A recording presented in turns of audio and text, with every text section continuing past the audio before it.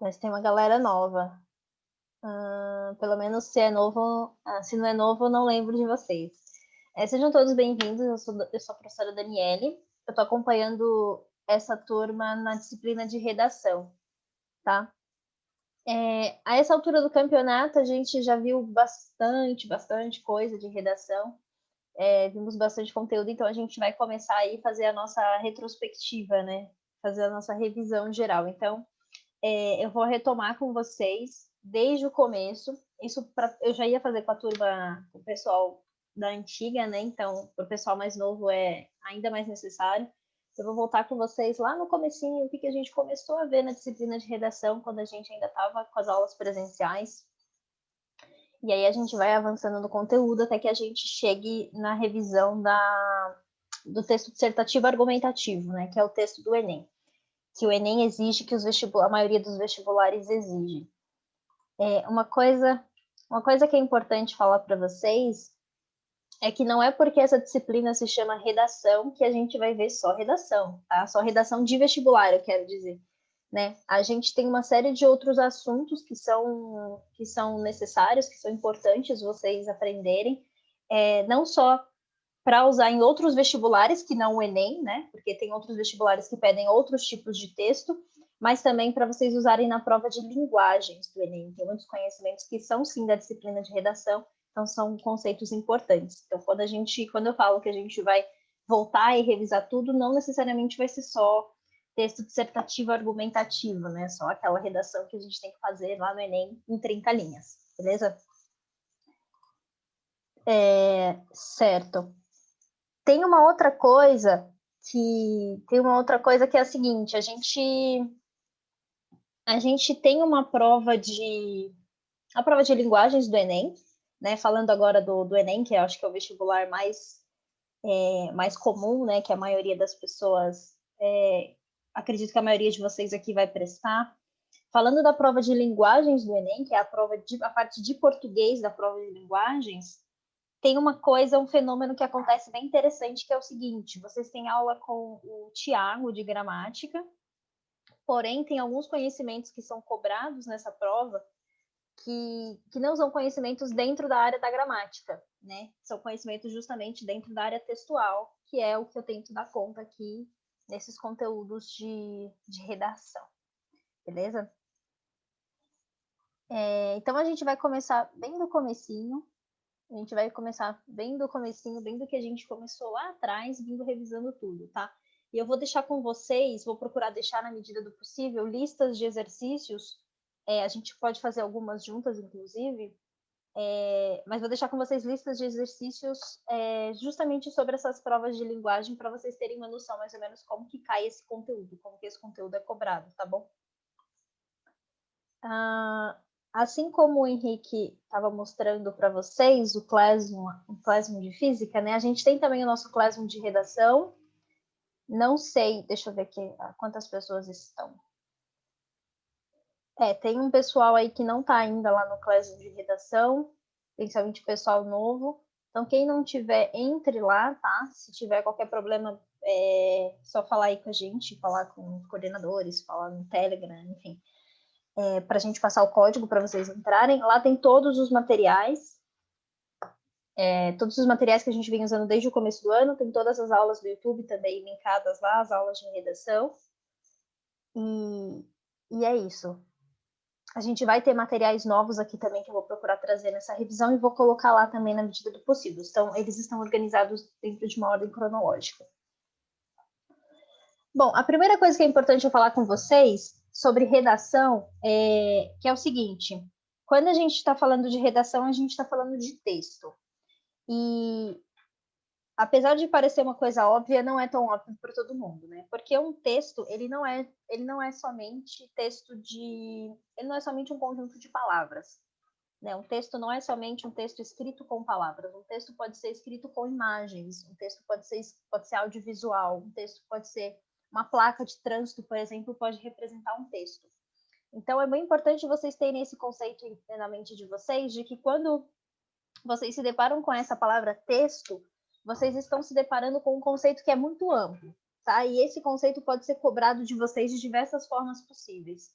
Inclusive, na própria redação do Enem, quando vocês têm os textos motivadores, né, que são aqueles textinhos pequenos para orientar a escrita de vocês, esses próprios textos motivadores, eles não são só escritos, né? Vocês têm imagens, vocês têm charges, muitas vezes, gráficos, e isso são, sim, tipos de texto, tá? E esse conhecimento sobre os tipos diferentes de textos também é cobrado nas questões das provas.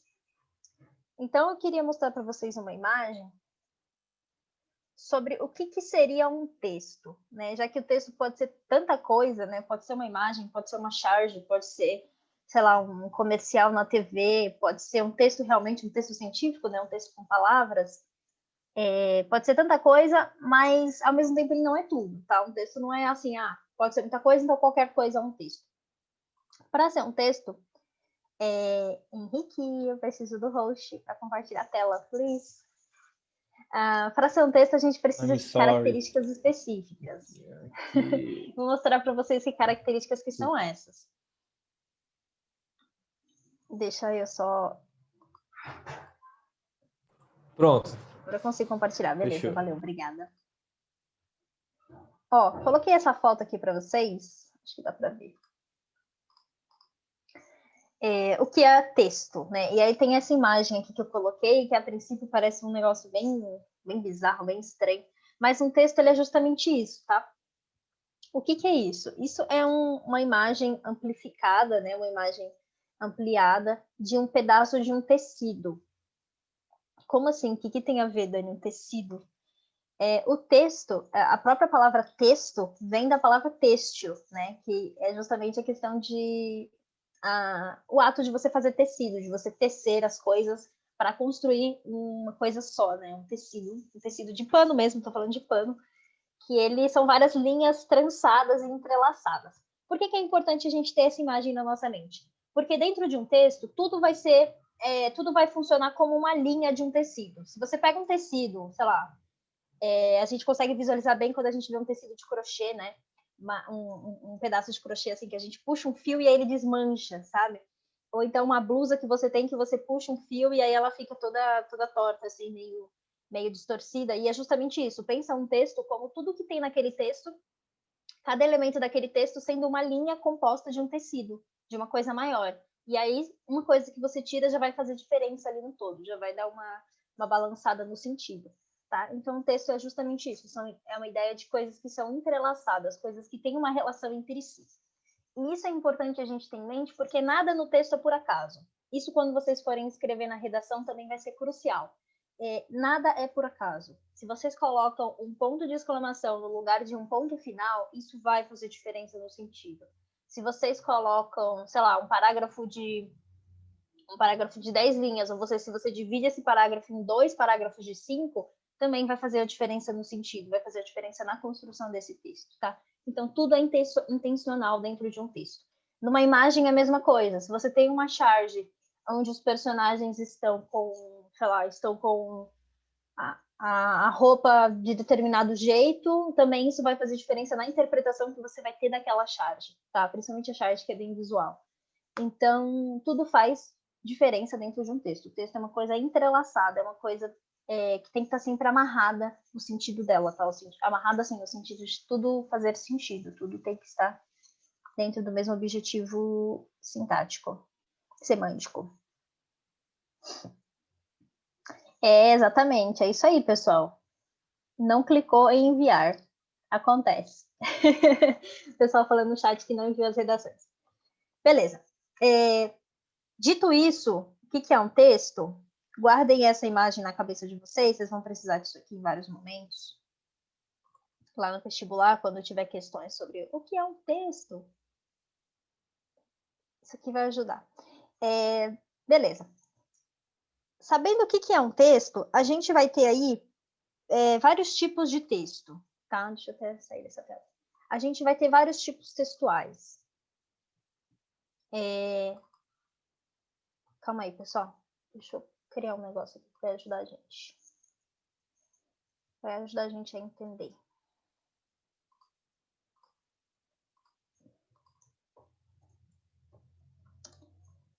Tá, peraí. Agora sim. Beleza. A gente vai ter vários tipos textuais, né? O que são esses tipos textuais? Um texto, então, ele pode ser várias coisas. Pode ser imagens, pode ser charges, pode ser gráficos, pode ser textos com palavras, né? Enfim, pode ser uma série de coisas, infinidade de coisas. Desde que faça sentido, tá? Coisas que façam sentido. Beleza. E aí, dentro desses textos, vocês têm os tipos textuais. É bem interessante porque a gente tem uma separação entre tipos e gêneros textuais. Não sei se vocês já viram isso aqui no ensino fundamental. Isso aqui é tipo um conteúdo que vocês veem lá desde a quinta série do fundamental até o terceiro ano do ensino médio. Muita gente não dá bola para isso aqui, mas eu sei que algum professor de português falou para vocês em algum momento isso. Vocês têm tipos textuais e gêneros textuais, tá? Qual que é a diferença? A gente vai começar vendo os tipos textuais, a gente vai ver alguns deles. Tipos textuais, a gente tem 5. Alguns teóricos defendem que são 6, mas no geral você vai ver todo mundo falando que são 5 tipos textuais, tá? E gêneros a gente tem uma quantidade infinita. Então imagina assim, você tem um tipo textual, dentro de um tipo textual, você tem vários gêneros, tá? Então, dentro de uma escala seria isso. Os tipos é a coisa maior e os gêneros são dentro, um conjunto que estão dentro dos tipos textuais. Beleza? A gente vai começar vendo alguns tipos textuais. Vamos começar pelo tipo narrativo, que foi o primeiro que a gente viu lá atrás, no começo do ano. E é também um tipo textual muito importante. Por que ele é importante? Por que ele é importante? Primeiro, porque alguns vestibulares cobram o gênero narrativo para você escrever na redação. Então, a redação não vai ser um texto dissertativo, vai ser um texto narrativo. Por exemplo, a Unicamp faz bastante isso. Algumas universidades federais têm feito também. Então, é interessante vocês estudarem e conhecerem a estrutura narrativa. Dani, mas eu não vou fazer Unicamp, eu não vou prestar, não tenho interesse em fazer vestibular das federais, vou fazer somente o Enem mesmo, e se eu conseguir na federal vai ser por meio do Enem. Beleza, só que dentro do Enem, você tem questões na prova de linguagens, que vai ser sobre tipos textuais, e provavelmente vai ser gênero narrativo. Inclusive, eu separei questões desse tipo para mostrar para vocês, vou deixar uma lista depois com vocês no final. Se der tempo, a gente pode até responder juntos, beleza? Então, é importante a gente estudar esse gênero aqui. Eu considero um dos mais importantes de todos, o tipo textual narrativo. Gênero não, desculpa. Tipo textual narrativo, tá? Então, assim, vocês têm os tipos textuais e dentro dos tipos textuais vocês têm os gêneros, certo? Vários gêneros dentro de um mesmo tipo. Dentro do tipo narrativo, que gênero que a gente pode ter? Quem das antigas lembra aí? Que gênero que a gente pode ter dentro do narrativo? Vão falando aí que eu vou arrumar uma coisa na minha tela, gente. Eu, liguei o computador 2 minutos atrás, não deixei as coisas prontas.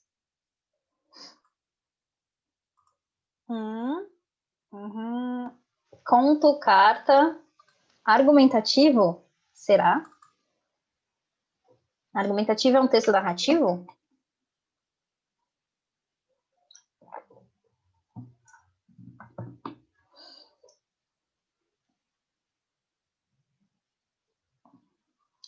E, gente, peraí, just a moment. Aqui o negócio é ao vivo, não tá abrindo, não. Ah, abriu agora. Ó, cuidado, porque saiu por impulso. Isso, argumentativo não é um gênero pertencente ao tipo narrativo, tá? O argumentativo ele é um outro tipo textual. Calma aí que vai ficar mais fácil agora.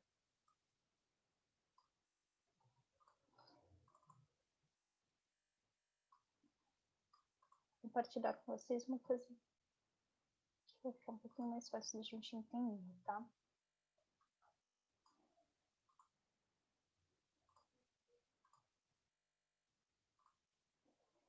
Share screen. Essa aqui. Beleza. Então eu passei para cá, mudei o lugar que eu estava lá, porque eu preciso de cores, né? Beleza, aqui a gente vai ter cores. Então a gente tem os tipos textuais, tá? Vou deixar aqui em roxo. A gente tem, deixa até na cor maior, a gente tem os tipos textuais Dentro do tipo textual, a gente vai ver o narrativo, tá? O primeiro deles que a gente vai ver. Os gêneros textuais, vou deixar em outra cor, para ficar mais didático, a gente vai ter uma noção melhor, tá? Então, a gente tem tipos textuais e gêneros textuais. Dentro dos tipos textuais, a gente tem o primeiro deles, que é o narrativo. A gente tem narrativa número 1, e a gente tem mais 4 tipos aí, né? Alguns teóricos vão dizer que são 5. Mas beleza, são 6, mas eu considero 5. Então, beleza. A gente vai ver, dentro agora do gênero narrativo, do tipo narrativo, a gente vai ver alguns gêneros que a gente tem dentro desse tipo aqui, tá? Então, dentro do narrativo, como o pessoal colocou aí no chat, narrativo, opa, a gente vai ter contos, a gente vai ter crônicas, vai ter romances, tá?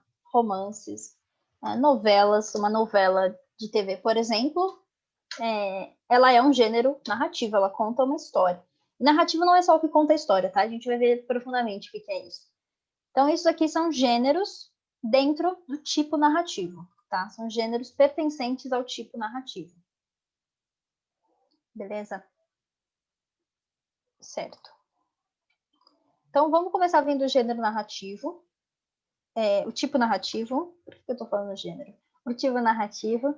E aí eu vou mostrar para vocês como que isso cai na prática dentro dos vestibulares. Calma aí, que meu PowerPoint bugou.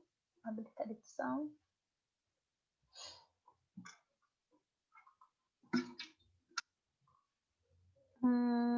Yeah.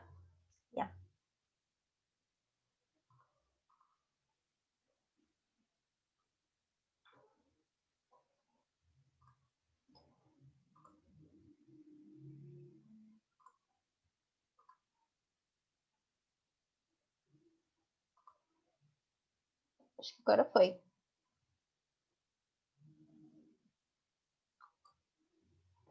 Agora foi.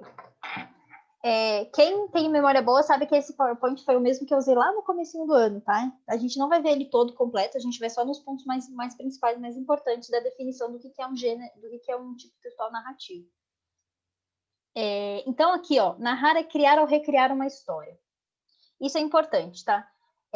Quando você tem qualquer gênero textual, qualquer tipo de... Eu vou falar tipo de texto, mas não entende como tipo textual, tá? Quando você tem um texto que conta uma história, ou ele recria uma história, você está falando de uma história narrativa. Ela pode ser real, pode ser fictícia.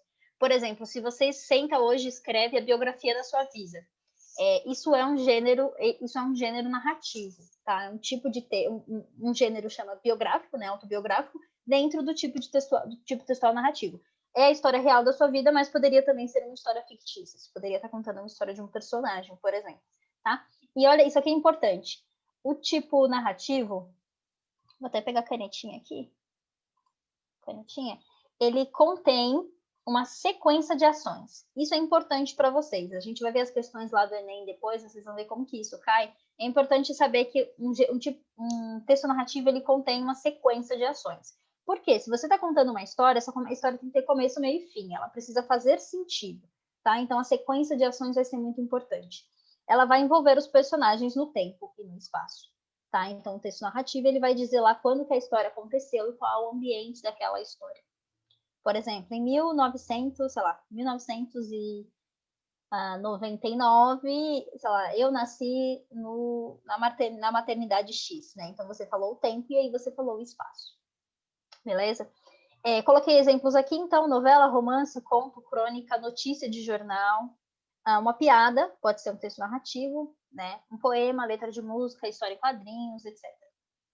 Desde que apresente uma sucessão de acontecimentos. Então, tem uma sequência de acontecimentos aí que você precisa para ter um texto considerado narrativo, certo? Eu coloquei esse aqui, calma aí, esse aqui acho que a gente... Ó, essa frase aqui, ó. Essa frase aqui. Minha sogra ficou avó. Minha sogra ficou avó. É uma frase isso aqui, mas isso aqui é uma frase narrativa. Por quê? Porque ela conta uma história. Ela tem começo, meio e fim, tá? Você tem a pessoa, minha sogra, E o que aconteceu com essa pessoa? Ela ficou avó. Foi um acontecimento. Mas você pode estar pensando, Dani, não tem um tempo definido. Não tem um tempo definido, mas tem uma ordem cronológica, tá? Essa mulher, ela é uma mulher que é sogra de alguém, ou seja, tem algum filho ou alguma filha dela que casou-se com uma pessoa, então tem aí, a gente consegue relacionar com casamento dentro dessa história, e ela ficou avó. Ou seja, essa pessoa, esse filho ou filha dela teve um filho, então tem a questão da maternidade ou da paternidade envolvida, e aí a transformação dessa mulher em avó, em sogra e depois em avó, tá? Então, o gênero narrativo ele acaba sendo ele acaba tendo esse tipo de relação, tá? De você contar a história de alguém, mesmo que você consiga fazer isso em uma linha. Você consegue colocar muitas informações sobre uma pessoa dentro de uma única palavra. Por exemplo, na palavra sogra, você já sabe que é uma mulher que tem um filho ou uma filha, e que o filho ou a filha dessa pessoa tem um relacionamento. Então, ela é sogra de alguém. Só para vocês terem um exemplo aí de que narrativa não necessariamente vai ser uma coisa longa, vai ser uma coisa de, sei lá, 10, 20 páginas, certo? Descartar. Certo. Tá, a gente está no caminho certo. E aí a gente tem a estrutura da narrativa. Como que a narrativa é construída? É importante dizer que a narrativa, ela é o seguinte. A gente tem aqui o começo da história.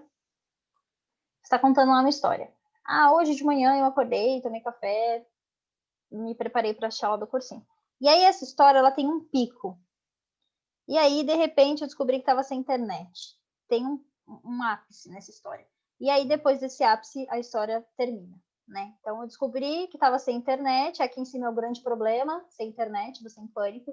Mas aí, o meu irmão, sei lá, me emprestou o 4G dele para assistir a aula. E aí, desenrolou a história e a história acabou. Tá? Então, a estrutura narrativa, ela sempre vai... geralmente, ela vai tender a ter um pico, a ter um ápice, tá? Isso aqui a gente chama de ápice da história. É importante vocês terem isso em mente, porque o vestibular principalmente cobra bastante isso, tá? Deixa eu apagar. Apaga. Beleza. Então, a estrutura narrativa ela vai ter esse ápice, e aí ela vai ter uma coisa que eu chamo de estrutura pente. Como assim pente? Ela vai ter personagem, espaço, narrador. E aí o narrador tem esses 3 tipos. Calma aí que eu já explico para vocês o que é. Ela vai ter o tempo e ela vai ter o enredo. O enredo é a ação que vai ser desenvolvida, tá? Então ela tem essa estrutura aqui, que a gente batiza carinhosamente de pente, tá? Então, ela vai ser como um pente. Narrador. Você tem um narrador personagem, que é o narrador que participa da ação, ele participa da história. Por exemplo, se você escreve a sua autobiografia, você é o narrador personagem. Você está contando a sua própria história. Você é um narrador que faz parte da história. Você é um personagem da história. O narrador observador, que é aquele narrador que ele está de fora da história contando, né? Por exemplo, quando vocês assistem um filme ou uma série, que tem lá os acontecimentos acontecendo é boa, né?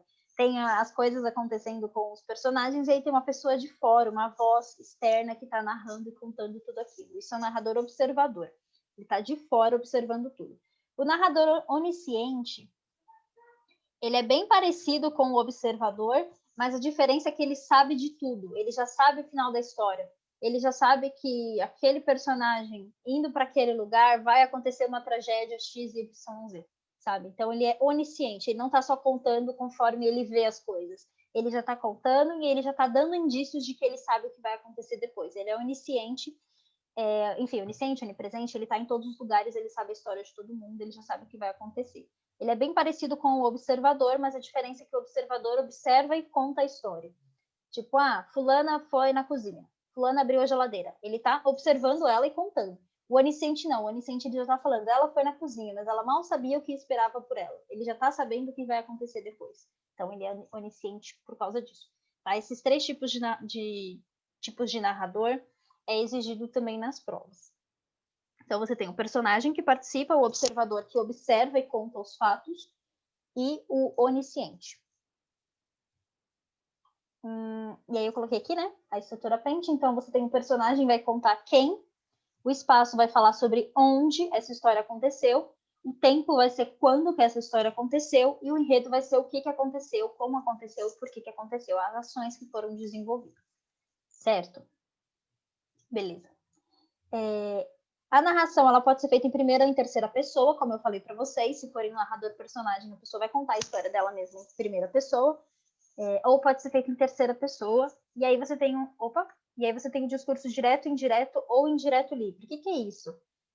Isso aqui eu acho que vocês viram lá na disciplina de gramática. Mas basicamente é assim. O discurso direto é quando você vê numa história assim. Joãozinho disse que, 2 pontos. Aí tem um traço e tem a fala do João. O discurso indireto é quando uma pessoa falou pelo João. Por exemplo, o João disse que, abre aspas, ele não iria à festa, fecha aspas. Tem uma pessoa falando indiretamente por ele. E o indireto livre é quando a pessoa fala por outra pessoa sem usar esse recurso das aspas, sem deixar claro qual que é a parte, sem especificar qual que é a parte que a outro personagem falou. Depois eu dou alguns exemplos para vocês disso aqui. Eu acho que o texto que a gente usa tem essa... O texto que eu trouxe de exemplo tem essa relação aqui. Então, como eu disse para vocês, vocês têm um ápice da história, né? A história tem aqui uma introdução, aí acontece alguma complicação, tem um ponto ápice aqui, um ponto máximo, depois a gente tem um desfecho, né? Essa história encaminha para um desfecho, e aí tem a conclusão, que é o final da história. Esse ponto ápice aqui, ele é chamado de clímax, tá? Ele é chamado de clímax, que é o ponto máximo da narrativa. Deixa eu pegar o exemplo de um filme aqui. É igual quando você pensa em um filme como Harry Potter, por exemplo. Harry Potter tem muitos filmes, né? Mas você pegar um dos filmes do Harry Potter, uma cena que, tipo, tudo está... sei lá, ele tá quase sendo morto pelo Voldemort. Você tá num ponto máximo ali, que tem uma tensão na história que ou ela vai desenrolar para a vida do personagem ou para a morte daquele personagem, né? Então vai ter um desfecho bem dramático. Então esse é o clímax da história. Filme tem bastante isso, tá, gente? Quando a gente assiste um filme, é bem claro essa parte do clímax, aquela parte do filme, aquele ponto assim do filme mais alto, que ou vai dar muito bom ou vai dar muito ruim. Geralmente mais pro final do filme, né? Ou é geralmente mais no final do filme. O cinema faz um pouco disso. Nos livros, isso é um pouco mais relativo, tá? Pode ser que dentro de um mesmo livro você tenha vários clímax, vários pontos de virada dentro de uma história. Certo? Isso aqui eu não vou ver com vocês, isso aqui na verdade enfim, o que tem numa introdução, o que tem no desenvolvimento da história, o que tem no clímax, o que tem na conclusão. Isso daqui a gente, não vou ler essa parte com vocês, a gente vai ver isso num texto real, tá? Foi um texto que eu trouxe, que é esse aqui, Um Homem de Consciência, do Monteiro Lobato. É um texto curtinho, a gente vai ler junto, mas só para exemplificar para vocês essas coisas que a gente vê. Não sei se dá para ver, acho que tá bem grande, se não der, vocês falem, tá? Please. Tá. Então, eu numerei os parágrafos, mas para ficar mais fácil, tá? O texto original não é numerado e não tem essas coisas em vermelho, foi eu que coloquei. Então, tem assim, situando aqui quem é o personagem, né? Chamava-se João Teodoro. Só. O mais pacato... Opa. Espera aí que o negócio do Zoom entrou na frente. O mais pacato e modesto dos homens. Honestíssimo e lealíssimo.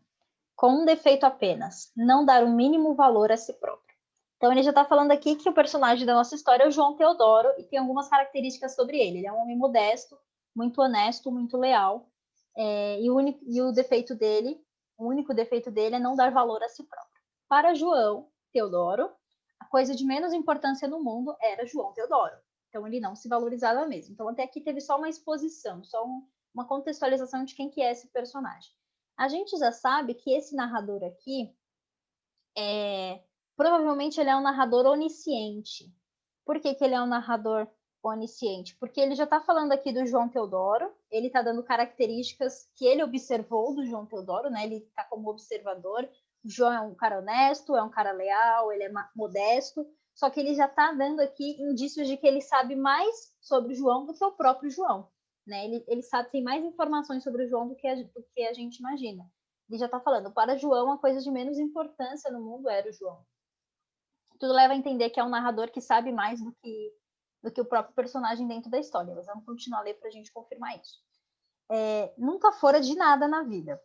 Nem admira a hipótese de vir a ser alguma coisa. e por muito tempo não quis nem sequer o que todos ali queriam, mudar-se para a terra melhor. Então ele está falando que o João não admira a hipótese de ser nada, ele não quer ser nada, e ele não, por muito tempo ele não quis nem aquilo que todo mundo queria, que é se mudar para um lugar melhor. Mas João acompanhava com aperto de coração o perecimento visível de sua Itaoca. Então aqui já tem o lugar onde ele vive, né? Itaoca. Beleza. Isso já foi muito melhor, dizia consigo. Olha que interessante isso aqui, ó. Isso aqui é um discurso indireto livre, tá? É um discurso indireto livre. Por quê? Quem que dizia? O João dizia, mas aqui não tem um traço assim, tipo, João disse 2 pontos, um traço, um travessão e a fala do João. Aqui é o narrador que está falando no lugar dele, um discurso indireto. E por que é indireto livre? Porque não tem assim, isso já foi muito melhor, disse o João, né? Não está entre aspas, é o narrador que está usando a voz do próprio narrador para falar uma fala de uma outra pessoa. Então isso aqui é um indireto livre. Já teve 3 médicos bem bons, agora só um bem ruinzote. Né? Então, na cidade, as coisas já foram muito melhor. Agora já teve 3 médicos e agora só tem um ruim. Já teve 6 advogados e hoje mal há serviço para um rábula ordinário como Tenório. Então, era uma cidade que teve já 6 advogados e hoje só tem serviço para uma pessoa ordinária que se chama Tenório. Nem circo de cavalinhos bate mais por aqui. Então, nem o circo vai mais nessa cidade, né? Nesse lugar que ele vive, essa tal de Itaoca. A gente que presta se muda, fica o restolho, o resto. Né? Decididamente, a minha Itaoca está se acabando. Então, isso aqui é uma fala do João, né? O João que diz, é um monólogo interior. O João que está se dizendo aqui sobre quais os sentimentos dele referente a esse lugar, um lugar que para ele já está em decadência. João Teodoro entrou a incubar a ideia de também mudar-se. Mas, para isso, ele necessitava de um fato qualquer que o convencesse de maneira absoluta de que Itaoca não tinha mesmo conserto ou arranjo possível. Então, ele também gostaria de sair da cidade, de se mudar, mas para isso ele precisava de um fato que o provasse de uma vez por todas, que o convencesse de maneira absoluta que realmente não valeria mais a pena viver nessa cidade, viver na Itaoca. É isso, deliberou lá por dentro. Quando eu verificar que tudo está perdido, que Itaoca não vale mais nada de nada de nada, então eu arrumo a trouxe e boto-me fora daqui. Então ele precisava desse acontecimento provando para ele que a cidade não valeria mais a pena, e aí ele ia arrumar as coisas dele e se mandar. Continuação. Um dia aconteceu a grande novidade. Provavelmente aqui a gente já sabe que a história está chegando perto do clímax, tá? Por quê? Porque perceba que ele está só contando a história do João, que o João achava que a cidade não valia mais nada, que não acontecia nada de novo, nada de bom, e que para ele só precisava de mais um acontecimento ruim para ele realmente bater o martelo e falar, realmente não posso mais ficar aqui, eu vou sair dessa cidade, vou sair desse lugar. E aí a gente percebe que a história começa a ir para um clímax. Um dia aconteceu uma grande novidade, e você já fica, opa, vai mudar alguma coisa na história. A nomeação, cadê meu mouse? Achei. A nomeação de João Teodoro para delegado. Então, olha só como a história já revirou. Ele que era um sujeito que não se achava importante, uma pessoa totalmente sem autoestima, foi nomeado para delegado, do nada. O nosso homem recebeu a notícia como se fosse uma porretada no crânio. Delegado, ele que nada ele que não era nada, nunca fora nada, não queria ser nada, não se julgava capaz de nada. Ser delegado numa cidadezinha daquelas é coisa seríssima. Então, nosso personagem principal aí foi convidado a ser delegado. Não há cargo mais importante. É o homem que prende os outros, que solta, que manda dar sovas, que vai à capital falar com o governo. Uma coisa colossal ser delegado. E estava ele, João Teodoro, delegado de Itaoca. Né? Então, ele foi nomeado delegado, que é considerado muito importante aqui nesse contexto da história. João Teodoro caiu em meditação profunda. Passou a noite em claro, pensando e arrumando as malas. Pela madrugada, ele botou-as num burro, montou seu cavalo magro e partiu.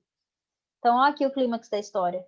Ele que foi convidado para ser delegado, arrumou as malas, passou a noite em claro, arrumou as coisas, colocou no burro e fugiu, tá? Então aqui tá o ponto máximo da história. Você acha que ele foi nomeado delegado, e agora o que vai acontecer? E agora ele pega e foge da cidade. Ninguém esperava por isso, né? Que é isso, João? Para onde se atira tão cedo assim de armas e bagagens? Vou-me embora, respondeu o retirante. Verifiquei que Itaoca chegou mesmo ao fim. Mas como, agora que você está delegado? Justamente por isso. Terra em que João Teodoro chega a ser delegado, eu não moro. Adeus. E sumiu. Tá? Então perceba que ele, nomeado delegado, ao invés dele ficar feliz, se sentir importante, ele justamente levou isso como o, né, final da cidade. Uma cidade onde ele próprio, que não se considera nada, ser delegado, tipo, a cidade chegou ao fim, não vale mais nada, não, ele não mora mais lá. E aí, adeus e sumiu. Então, esse foi o desfecho, o fato dele sair da cidade. Então, perceba que é uma história até meio aparentemente bobinha, mas ela tem lá o começo, falando do João, quem que ele é e tudo mais, e aí tem um clímax, um pico alto. Do nada, ele foi nomeado para ser delegado, e aí ele fugiu da cidade. E aí ninguém entende nada, fala, como assim ele fugiu da cidade? E aí tem o desfecho da história que ele explica por que ele fugiu, que numa cidade onde ele, que se considera um sujeito sem nenhuma qualidade, uma cidade onde até ele pode ser delegado, é uma cidade que não vale mais a pena. Então ele pega e foge da cidade. Então perceba que é uma história simples, boba, mas que tem essa questão do clímax e do ápice. Se vocês pensarem em outras histórias que a gente tem, por exemplo, histórias mais simples, como, sei lá, Chapeuzinho Vermelho. Você tem um clímax na Chapeuzinho Vermelho, né? Ela tá lá, sei lá, ela vai buscar doces na casa da avó, não lembro muito bem como é, mas aí tem um ponto máximo que ela conhece o lobo. E aí o lobo vai, né, conduzindo ela na história, e aí, de repente, ele se revela lobo mau para ela, e começa a correr atrás dela, né, porque ele quer devorar. Então, esse é o clímax da história, né? O ponto que você para e respira fundo, né? Ou a personagem vai morrer agora nesse momento, ou vai acontecer uma outra coisa muito importante. Então, o clímax é justamente isso, tá? É o ponto máximo de uma história. Calma aí. Descartar. Deixa eu ver o que mais a gente tem aqui para ver. Tá. Então, essa é a parte da estrutura narrativa, tá, gente? Vocês têm que lembrar o seguinte. Aqui. Então, vocês têm que lembrar o seguinte, dentro de uma estrutura narrativa, o que você tem na estrutura narrativa? Vou colocar aqui. Você tem uma contextualização dos personagens, você tem quem, onde, como, certo? Depois, você tem um clímax, a maioria das narrativas tem isso aqui, tá? Para quem for escrever textos narrativos, principalmente em vestibular, vai ter que se preocupar com isso aqui. Então, você tem um clímax e você tem um desfecho, tá? Você tem também os tipos de narradores, tá? Tipos de narradores é uma coisa importante. Vocês têm aqui tipos de narradores dentro da história. Tipos de narradores. Você tem o narrador que é personagem, que ele faz parte da história. Você tem narrador que é observador, que ele tá só de fora observando a história. E você tem o narrador como a história do João agora, que ele é onisciente. Ele, além dele contar o que acontece, observar o personagem, contar os acontecimentos, ele ainda, a impressão que dá é que ele está dentro da mente do personagem, ele sabe como que o personagem se sente, como que o personagem pensa, ele sabe fatos da vida daquele personagem que nem o próprio personagem está falando na história, né? Leva a entender que nem o próprio personagem sabe ainda o que vai acontecer com ele, e o narrador já está projetando. Então, é o narrador onisciente, tá? Então, o que vocês têm para lembrar dentro desse tipo narrativo é justamente isso, tá? Pensar contextualização, tá escrito errado. Isso. Pensar nesses elementos, tá? Quem, onde, como, e vocês podem até pensar num porquê, nem todas as histórias vai ter um porquê, mas algumas têm, tá? Quem, onde, como, porquê, o que acontece, qual que é o clímax dessa história, qual que é o ponto máximo dessa história e qual que é o desfecho. Dani, eu conheço histórias que não têm clímax, eu conheço uma narrativa que não tem um ponto que é mais emocionante na história, que deixa a história mais legal. Então, provavelmente você não está lendo uma narrativa, tá? Você não está falando de narrativa, você pode estar falando de um texto descritivo. A gente vai ver depois, mas nessa revisão que a gente está fazendo, né? A gente vai ver o que é um texto descritivo, e o texto descritivo, muitas vezes, ele se confunde com o texto narrativo, mas eles são diferentes justamente por causa do clímax, tá? O texto narrativo, ele tem que ter o clímax, ele tem esse pico mais emocionante da história, que é um ponto de reviravolta. A história dá uma reviravolta justamente nesse clímax. Então, cuidado para vocês não confundirem com o descritivo. Depois a gente vai ver o que é descritivo e aí vocês vão... Dentro do narrativo a gente tem as descrições, mas isso não faz... um texto descritivo não vai ter os elementos da narrativa, que é o clímax, mais importante e diferenciativo, tá bom? E aí o desfecho, que é onde vai desenrolar a história para o final, vai falar o que aconteceu no final. Tem algumas histórias que acabam de uma maneira mais súbita, né? Que você tem o clímax e aí a história acaba. Que nem aqueles filmes que acontece uma coisa muito importante no filme e o filme acaba. E aí você entende que vai ter uma continuação daquele filme ou daquele livro, né? Então é justamente isso. O desfecho pode ser que em alguns casos ele não apareça, pode ser que ele fique em aberto esse desfecho, mas o clímax ele vai ter sempre, com certeza. Se você fala de texto narrativo, você vai ter um clímax. Certo. Vamos ver como que isso cai mais ou menos dentro do Enem? Deixa eu parar de compartilhar aqui a tela. Deixa eu abrir aqui o meu Classroom. Só um momentinho, pessoal. Eu tenho umas listas de exercício. Lá no Classroom tem um tópico que chama listas de exercícios. Lá dentro tem alguns exercícios. Deixa eu abrir essa aqui.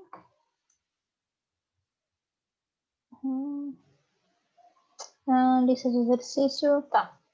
Essas duas. Tem duas listas de exercícios que tem exercícios sobre textos narrativos, sobre gêneros textuais.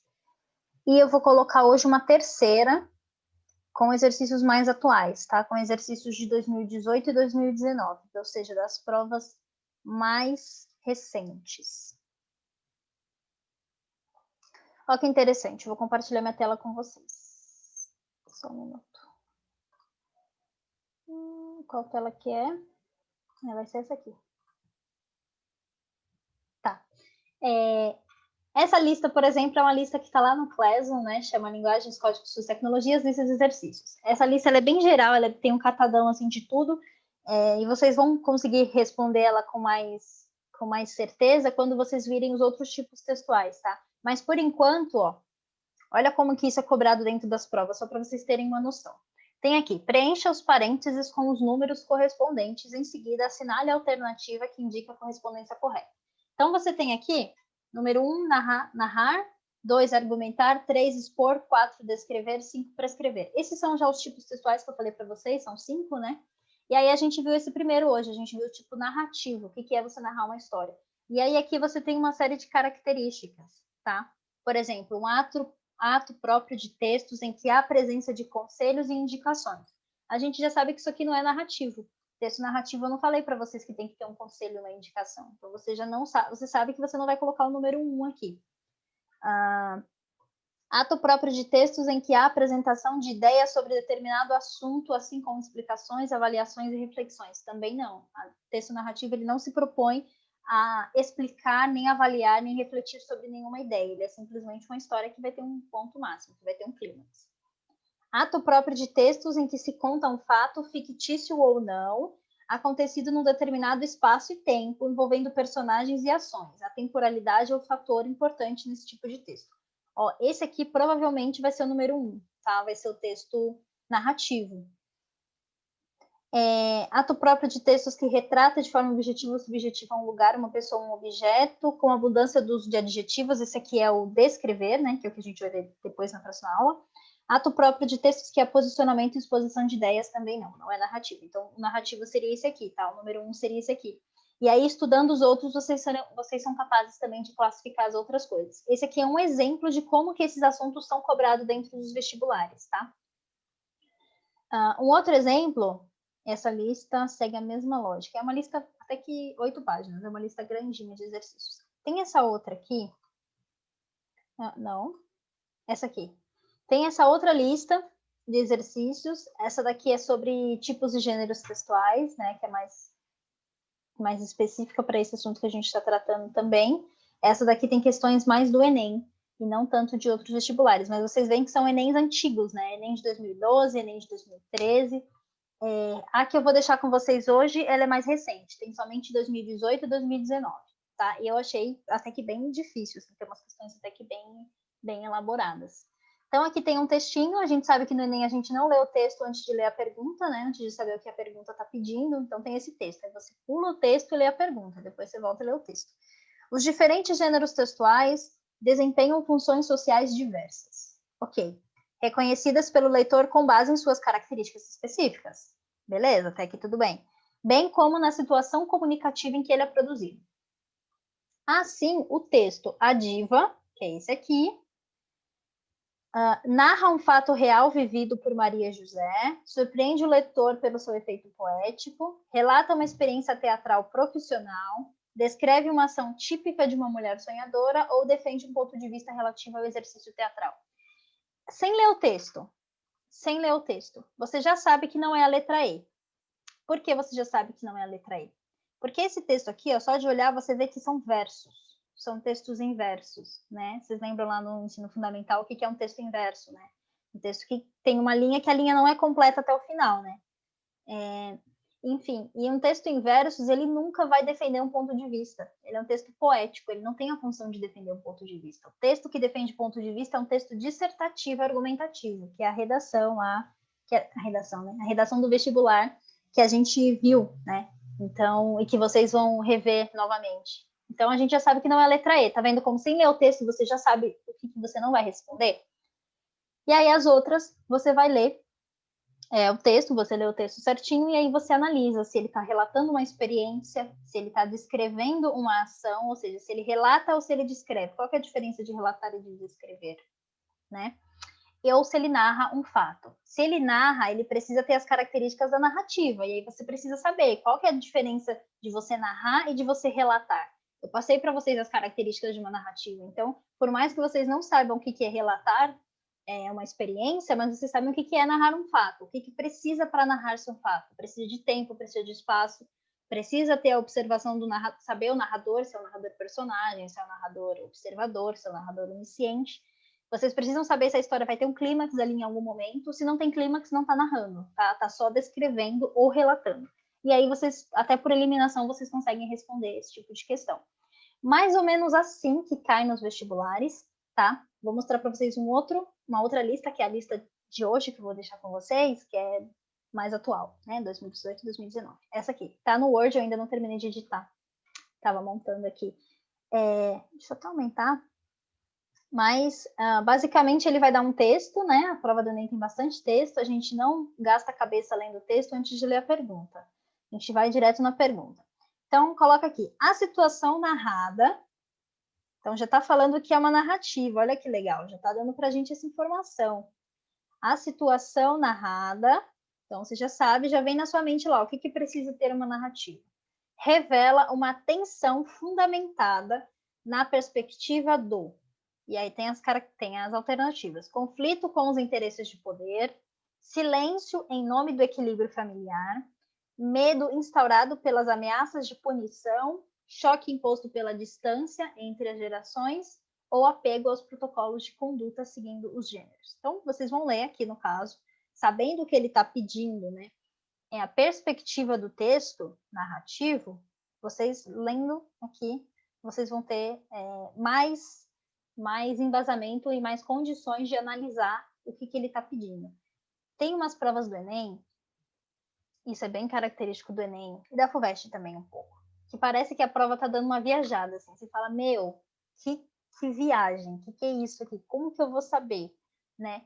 Mas o que eu sempre falo para vocês é que, assim, a prova de linguagens, assim como qualquer outra ciência, né, a ciência das comunicações, ela é uma ciência que, apesar de ser considerada da área de humanas, ela tem uma técnica por trás, tá? Então, você tem informações que você consegue se basear para responder para responder sim para uma alternativa e não para outra. Então, nem cuidado com essa ideia de que é só interpretar, é só achismo, é só viagem na prova de humanas, e não é, tá, gente? Nem na prova de humanas, tanto na prova de humanas quanto na prova de linguagem, você tem que ter embasamento sobre o que você está interpretando ali. Então, você sabe que a situação narrada, ou seja, você sabe que está se tratando de um texto narrativo, você já vai procurar os elementos narrativos aqui dentro, quem são os personagens, qual que é o clímax da história, qual que é o tipo de narrador. A partir disso, vocês vão ter muito mais embasamentos e condições de escolher a alternativa mais adequada, tá? Tem algumas que já são absurdas, que você já lê e já sabe, isso aqui não tem nada a ver com texto narrativo, você já elimina, e aí as outras você vai realmente analisar de acordo com os conhecimentos que você tem sobre o texto narrativo. Por isso que é importante não achar que é só interpretação essas provas, porque elas não são só interpretação, você precisa sim ter conhecimentos prévios e técnicos sobre o que está pedindo aqui, tá? Todas essas questões aqui, não vou dar a resposta para vocês, senão fica muito fácil, né? Vou deixar para vocês quebrarem a cabeça em casa. Deixa eu conectar aqui o computador. Enfim, mas todas essas questões aqui são sobre textos narrativos, tá? Então, vou deixar com vocês também hoje. Vou terminar de editar aqui no Word e vou colocar lá no Classroom essa lista de exercícios também. Então, vocês têm as anteriores e vocês vão ter essa nova hoje para fazer. Certo? Qualquer dúvida, vocês me mandam lá. Tem a seção comentários, vocês comentem lá no Classroom. Vocês podem me chamar lá no Telegram também. E tem o meu e-mail também lá no Classroom, que eu deixei um e-mail para dúvidas. E é isso, tá, gente? Então, hoje a gente acabou fazendo um catadão, uma revisão de umas 3 aulas que a gente viu lá no começo do ano, né? Que foi a aula do que é texto, a aula sobre o gênero narrativo também, que foi uma aula um pouquinho mais longa da primeira vez que vocês viram, e hoje foi realmente mais um catadão, um resumão das partes mais importantes. Certo? Palavra-chave. Palavra-chave. Palavra-chave vai ser narrativa, tá? Narrativa. Vai ser narrativo. Então, a parte prática dessa aula vai ser com vocês, respondendo as listas de exercício. A lista, deixa eu ver se todas têm gabarito. Tem gabarito no final, tá? Então, respondam e depois verifiquem as respostas. Respondam e verifiquem as respostas, tá? Não verifiquem as respostas para responder, isso não vale. Vocês vão estar sabotando vocês mesmos, não façam isso com vocês mesmos. A gente engana todo mundo, mas a gente não se engana, não é mesmo? Henrique, o próximo professor chegou, eu posso responder exercícios com eles? Como é que a gente está aí de tempo? Eu falei com a Jo agora, ela me respondeu, ela falou que vai entrar já já. Já ficou relativo ao tempo, né? Não sei quanto tempo, mas ela falou que vai entrar já já. Tá ok. Aí... Ó, então vamos aproveitar esse tempinho que a gente está aqui junto. Deixa eu ver uma lista de exercícios que vocês conseguem responder já com esses conhecimentos dessa aula.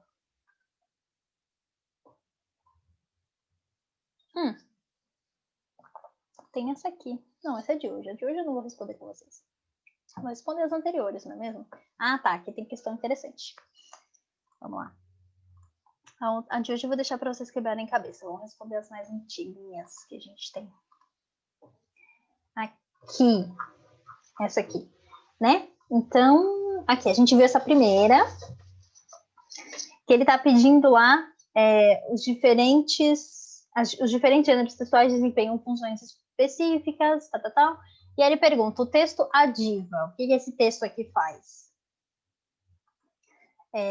Então, tem colocado aqui, narra um fato vivido por Maria José, surpreende o leitor pelo seu efeito poético, relata uma experiência teatral, descreve uma ação típica de uma mulher sonhadora ou defende um ponto de vista. Já falei que não é a E, né? Não tem como defender um ponto de vista, então aí você já descarta. Não tem como um texto inverso tá defendendo um ponto de vista. Isso não existe. Então, por mais que você leia esse texto, você fala, não, eu acho que ela está defendendo um ponto de vista sobre teatro. Mas não importa muito... É o que eu falei para vocês, não é uma questão de interpretação ou de achar, é uma questão técnica, tá? A gente sabe que um texto que defende um ponto de vista não é um texto que é escrito inverso. Isso é um dado científico dentro da linguística, né? Então, cuidado com essa questão de achar que é achismo ou interpretação, que eu sempre falo para vocês. Então, beleza, vamos ler o texto. A diva. Chega um momento que a gente não tem como fugir, a gente tem que ler o texto, né? Para responder a questão. A gente tenta responder só lendo a pergunta, mas quando não é possível, a gente lê realmente o texto. Tem textos do Enem que vocês nem precisam ler o texto para responder, né? Mas esse aqui, no caso, precisa. Então, a diva. Vamos ao teatro, Maria José. Quem me dera. Desmanchei em rosca 15 quilos de farinha. Tô pobre. Outro dia a gente vamos. Falou meio triste, culpada e um pouco alegre por recusar com orgulho. Teatro? Disse no espelho. Teatro? Mais alto, desgrenhada. Teatro? E os cacos voaram sem nenhum aplauso. Perfeita.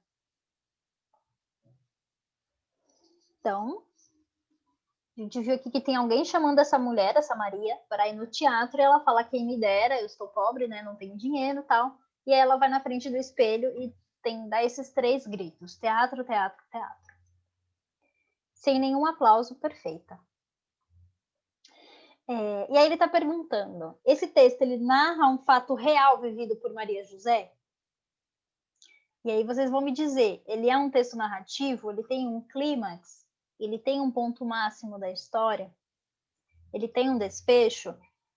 Ele tem quem fazendo o quê? Ou seja, um personagem dentro com ações específicas e dentro de uma ordem cronológica, com acontecimentos sequenciados? Ou ele é um texto que surpreende o leitor pelo seu efeito poético? Essa aqui também é bem bizarra, né? Surpreende o leitor. O que é surpreender o leitor? Um texto que surpreende a mim não surpreende a você, por exemplo. Né? Então, cuidado com esses conceitos muito vagos, que não dizem muita coisa. Isso é bem característica da prova de linguagens, essas pegadinhas. Ele relata uma experiência teatral profissional? A gente sabe que não é uma experiência profissional, certo? Ela tá lá na casa dela, falou que não tem grana para ir no teatro, ela vai na frente do espelho e grita, né, lá com o espelho, o caco voa, ou seja, o espelho quebra e tudo mais. Então a gente sabe que não se trata de uma experiência profissional. A gente já elimina a letra C, ela já elimina a letra E, a gente sabe que ele não escreve um ponto de vista. E aí a gente tem A, B e D. Falei que a B ela tá bem subjetiva, bem superficial. Não tem como a gente falar que é a letra B surpreende o leitor. Tipo, surpreender o leitor não quer dizer nada. Então, vamos eliminar a B também. A gente elimina B, elimina C e elimina E. Agora a gente tem somente a A e a D. E aí, o que vai ser e por quê? O que vocês acham?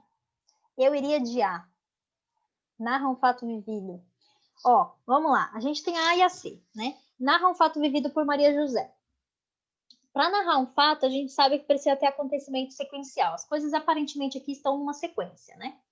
A pessoa vem, convida ela fala que ela não tem dinheiro, que aceita no outro dia, né? A gente pode ir no outro dia, ela fica triste, culpada, ela vai na frente do espelho, acontece uma coisa lá no espelho, né?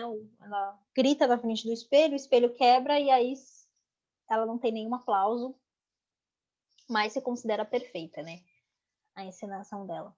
Ou a letra C, ela relata uma experiência, quer dizer, a letra D, descreve uma ação típica de uma mulher sonhadora. Aí a gente entra no quesito técnico, né, que eu falo para vocês. Se tem todas as características de um texto narrativo aqui, se tem uma ordem sequencial, se tem uma personagem, se tem o que essa personagem está fazendo, que são os acontecimentos, se tem um ponto ápice da história, que é quando o espelho quebra, né? Ela fala no espelho, teatro mais alto e depois teatro e os cacos voam, o espelho quebra. Se você tem esse ponto ápice da história, você tem sim um texto narrativo. E aí você não pode confundir com um texto descritivo, que aqui ele está falando, descreve uma ação típica de uma mulher sonhadora, né? Todas as mulheres sonhadoras têm como ação típica ir na frente do espelho fazer esse tipo de cena? Não, né? É uma coisa muito superficial, uma coisa muito generalista, é uma coisa que não tem nada a ver com conhecimentos técnicos referentes a textos, né? Aqui sim você sabe o que é um texto narrativo e você sabe dizer se o texto está narrando ou se não está narrando. Nesse caso aqui você não tem muito embasamento técnico, muito embasamento científico para falar isso aqui. Então realmente é a letra A. A estimativa da Bruna está correta. É a letra A, tá? Esse tipo de questão específico, são questões muito típicas do Enem. Né? Questões que as pessoas leem rápido, elas passam rápido pela questão, dá uma lida assim, dinâmica e acaba achando que é uma questão de interpretar e tudo mais, mas não é uma questão realmente de conhecer tipos de texto, tá? Se você não conhece o que é uma narração e o que é uma descrição, você vai confundir sim, né? Ou se você não analisa isso sobre uma ótica mais técnica, mais conceitual. Vamos para a questão número 2, do Enem de 2012, também das antigas, essa daqui, das antigas. Então, tem aqui um texto, né? Falei para vocês, texto não é só palavras, não é só um conjunto de palavras, a gente pode ter imagem, a gente pode ter uma série infográfica, enfim, uma série de coisas. Então, você tem aqui um texto. Garanta a sua sacola retornável, sem sua ajuda, o mundo é insustentável. Aí tem aqui, até 11/3, a cada R$70 em compra, apresente o seu cupom fiscal e ganhe uma sacola retornável, corredor principal. Tá, então é uma propaganda aqui de um supermercado, né? Uma campanha de um supermercado para incentivar as pessoas a usarem sacolas plásticas, sacolas retornáveis. Ao interpretar o anúncio publicitário, sempre considere os elementos verbais e não verbais, ok? A publicidade, de uma forma geral, alia elementos verbais e imagéticos na constituição de seus textos. Até aqui tudo bem, a gente sabe que a publicidade tem elementos verbais e elementos de imagens, né? Nessa peça publicitária, cujo tema é sustentabilidade, o autor procura convencer o leitor a... Olha que interessante essa palavra. Essa é a palavra-chave da pergunta toda. O autor procura convencer. Então, vocês já sabem que dentro desse texto está acontecendo um convencimento, ou seja, está acontecendo a venda de uma ideia, né? A pessoa está convencendo o consumidor aqui a ter uma atitude, no caso, a atitude de utilizar a sacola retornável.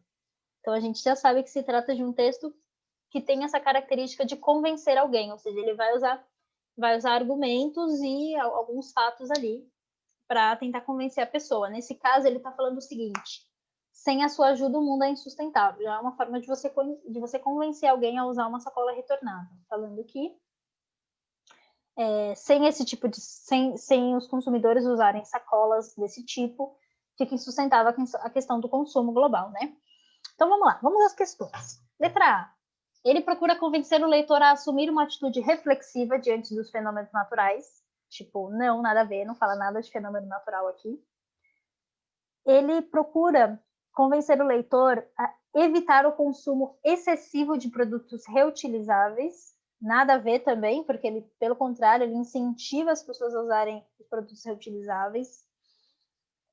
Ele procura convencer o leitor a aderir à onda sustentável, evitando o consumo excessivo. Olha, cuidado. Ele está falando que você tem que aderir à onda sustentável, sim. Você tem que aderir a essa sacola lá retornável, sustentável, etc. Porém, evitando o consumo excessivo, ele não fala de consumo excessivo aqui, tá? Ele não fala de consumo excessivo. Ele fala, sim, de sustentabilidade, de você aderir a uma atitude sustentável, mas ele não fala isso falando sobre consumo excessivo. Ele fala dentro dessa visão da sacola retornável em si. Deixa eu ver o que vocês estão falando aí. Para mim é a D. Calma aí, vocês estão rápidos demais. Vamos lá. D. Ele convence o leitor a abraçar a campanha desenvolvendo projetos sustentáveis. Talvez. E. Consumir produtos de modo responsável e ecológico. Ele não está falando de consumir produtos de uma maneira geral, ele está falando só da questão da sacola, né? Dentro dessa questão, eu também iria na D. Eu também diria que é a D.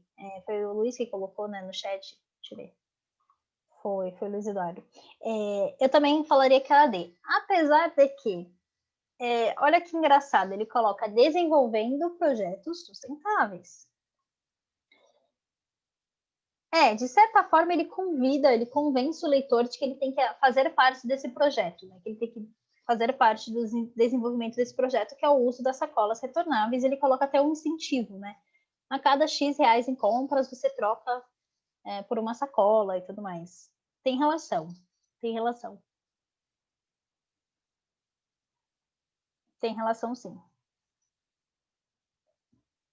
Certo? Então, cuidado com essas palavras, ó. essa palavra aqui, convencer. Essa palavra é a mais importante da questão inteira. Se você passa batido por essa palavra, vai ficar um pouco mais complicado de você responder, porque essa palavra está falando o que o texto está usando, o que o texto está tentando convencer o leitor. A gente aqui não se trata de texto narrativo, tá, gente? Como eu disse para vocês, essas listas antigas que eu coloquei aqui, ela tinha vários tipos textuais, não só o tipo narrativo. Aqui eu vou passar hoje para vocês especificamente sobre narração. Mas essa aqui era um texto que acaba tendo todos os tipos textuais. E vocês sabem que um texto narrativo, ele não procura convencer ninguém, tá? O texto narrativo, ele, como eu disse, ele conta uma história, fictícia ou não, com personagens, né, elencados dentro de uma sequência, com ápice, com narrador e tudo mais. Os textos que procuram convencer são textos prescritivos, a gente vai ver mais para frente. Calma, a gente vai ver que é um texto prescritivo. E aí, dentro dos textos prescritivos, a gente tem os gêneros de anúncio, né, os tipos de anúncio, propagandas políticas, propagandas de produtos, esses tipos, sim, eles procuram convencer as pessoas. E aí, você, claro, precisa também saber que tipo de texto que convence. Por exemplo, ele é uma publicidade. Eu sei que uma publicidade serve para convencer uma pessoa. Mas se você não estuda essa parte do que é um texto prescritivo, qual é a função de um texto prescritivo, que é convencer as pessoas, você pode achar que uma propaganda, ela de repente, ela só quer, sei lá, incentivar as pessoas a terem ideias diferentes. E aí a questão já vai ser respondida totalmente de uma outra perspectiva. Se não tiver a palavra convencer, se tiver, por exemplo, a palavra incentivar, porque você já vai saber que aquilo está errado, que aquilo não é o que é adequado para aquele tipo de texto. Então, por isso que é importante ter esse conhecimento dos tipos e dos gêneros textuais nessas provas especificamente. Então, beleza, esse aqui não é sobre narrativa, mas valeu. 3. Calma aí. Henrique, se a prof chegar, você avisa, tá? Opa, então peguei no pulo. A Ju já chegou. Então beleza. Então, gente, eu vou deixar essas outras para vocês fazerem, tá? Como eu disse para vocês, essas antigas que tá lá no Classroom, elas estão... Vocês vão ver pela data lá, que é antiga, né? Vocês vão ver que elas têm todos os tipos textuais, então procurem responder principalmente as que têm relação com narrativa, se vocês não conseguirem responder todas ainda. E eu vou colocar uma específica para narrativa hoje, tá? Só com coisas referentes à narração. Tudo bem? Então é isso. Quem não está no Classroom ainda, entre lá para pegar esses materiais. Lá tem aulas, enfim, aulas de YouTube, uma série de coisas para vocês assistirem e revisarem. Pode ajudar vocês pra caramba, tá bom? E é isso. Bom domingo para vocês. Parabéns por estarem aqui estudando domingo de manhã. Muito bom saber que vocês estão aqui. Realmente dá um incentivo muito grande para nós enquanto profissionais e, enfim, né, saber que vocês se importam e estão aqui fazendo algo por vocês.